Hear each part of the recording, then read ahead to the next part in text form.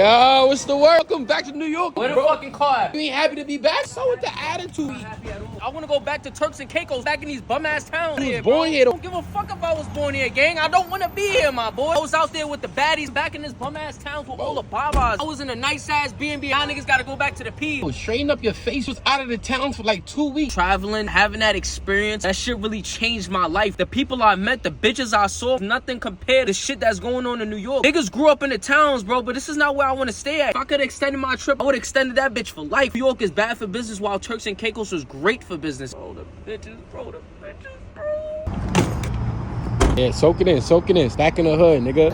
Yo, Dylan, we missed you. I did not miss you, my nigga. I did not miss this place. How you leave the homies for 2 weeks, my boy? I was gone for 2 weeks. I gotta come back. We're living with y'all niggas. I was living it up in Turks and Caicos. Bro, you know you missed me, my heart. No, the fuck I did not. Don't get me started on the bitches. No way they look better than the legs you had in the spot. The bitches out there in Turks and Caicos look way better than the bitches I brought in my crib.